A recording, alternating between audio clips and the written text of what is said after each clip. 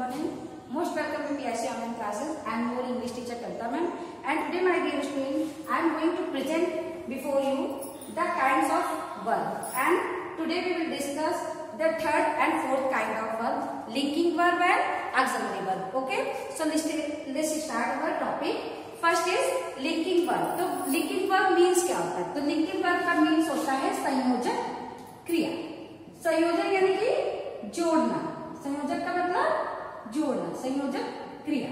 Okay, तो linking verb वो verbs होते हैं जो आपके सेंटेंस को सब्जेक्ट के साथ जोड़ते हैं. And you can define it the verb which adds the subject, which adds the subject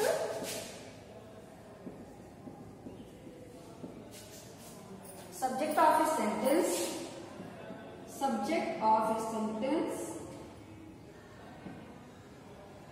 with the complement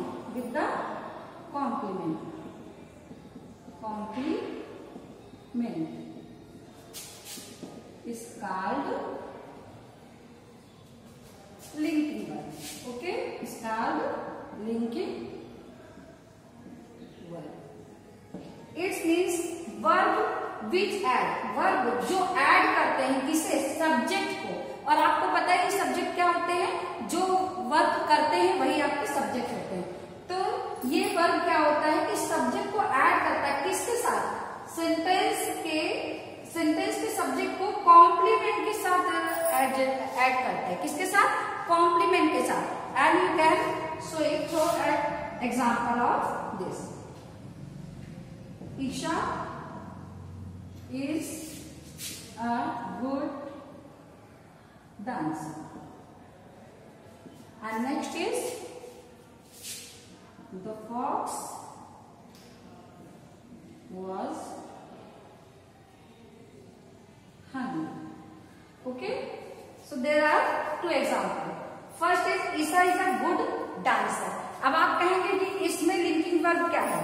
तो इसमें लिंकिंग वर्ब है आपका is. अब कैसे ये लिंकिंग वर्ब हो गया? आप जानते हैं कि ईशा क्या है? सब्जेक्ट है. ईशा क्या है? सब्जेक्ट है. और इसमें ये कहा गया कि ये वर्ब सब्जेक्ट को ऐड करता है. यानी कि पूरा सेंटेंस लिखा तो इस सेंटेंस का सब्जेक्ट है आपका ईशा, और इसे ऐड किसके साथ करना है?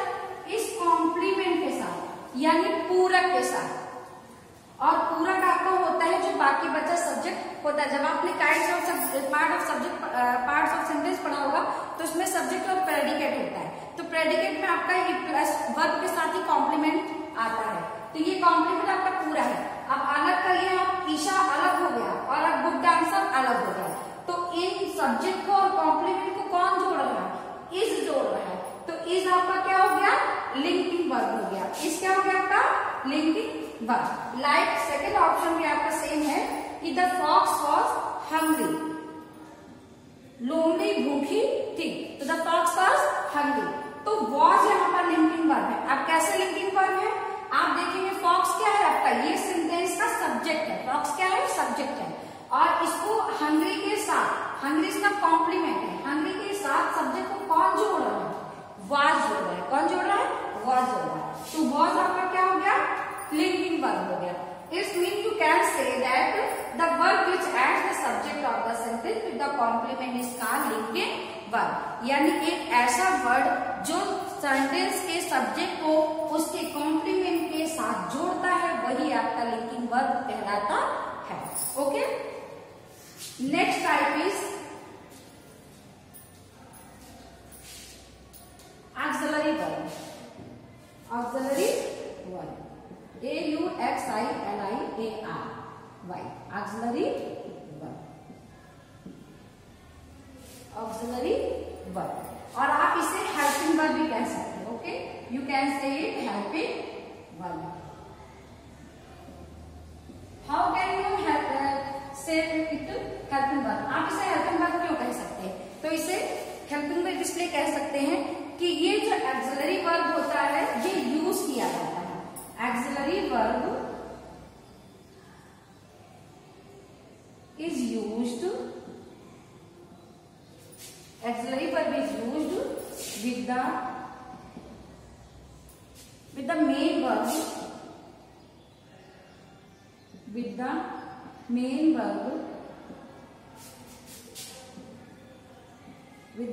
verb in the form of helping verb, in the form of helping verb, इसे हेल्पिंग वर्ब इसे लेके आते हैं, क्योंकि इस वर्ब का यूज जो होता है वो आपका मेन वर्ब के साथ हेल्प करने के लिए यूज होता है, इसीलिए हम इस ऑक्सिलरी वर्ब को हेल्पिंग वर्ब भी कह सकते हैं। And there are some example of auxiliary verb. She is singing a song, she is singing a song.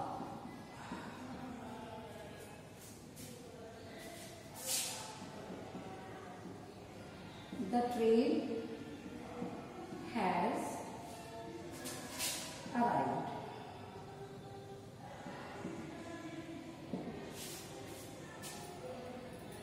In time.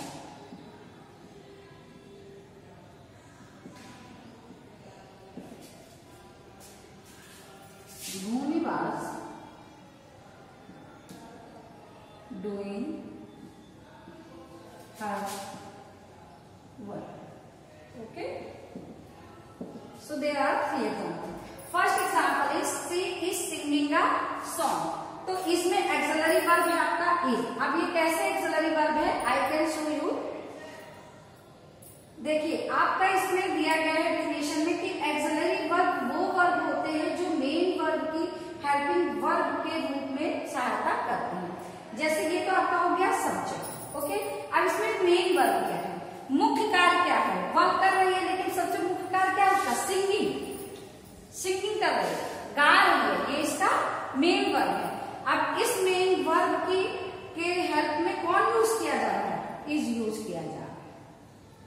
अगर आपने लिख दिया सी सिंगिंग अ सॉन्ग, गलत हो जाएगा ये वर्ब, ये सेंटेंस आपका गलत हो जाएगा, क्योंकि मेन वर्ब आपने लिख दिया लेकिन वे वर्ब के साथ आपने हेल्पिंग वर्ब का यूज नहीं किया है। और टेंसेस में आपका मेन वर्ब के साथ हेल्पिंग वर्ब का यूज होता है।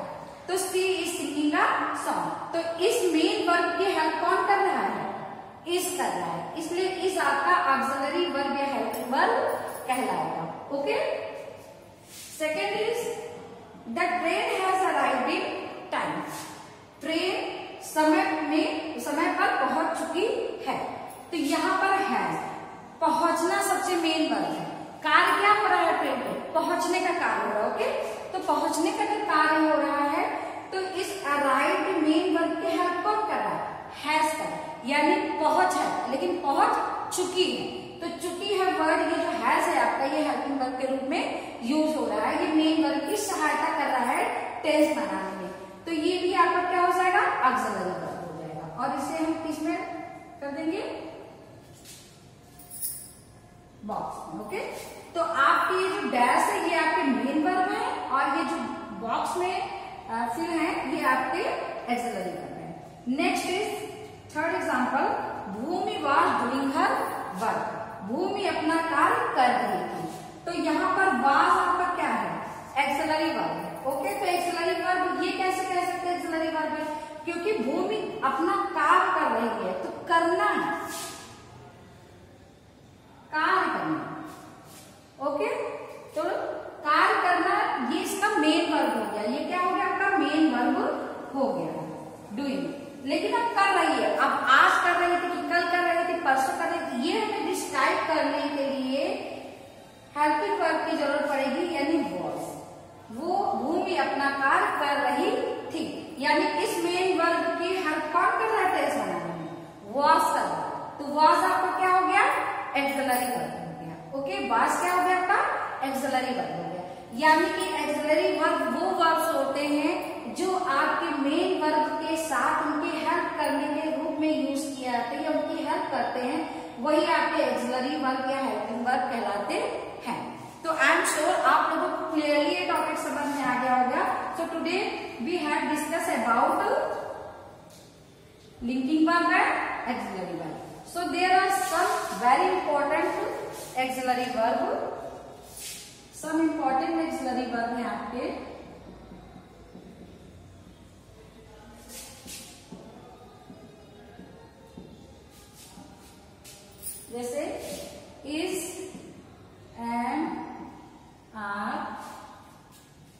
was, were, has, had, has have, will have, will, shall,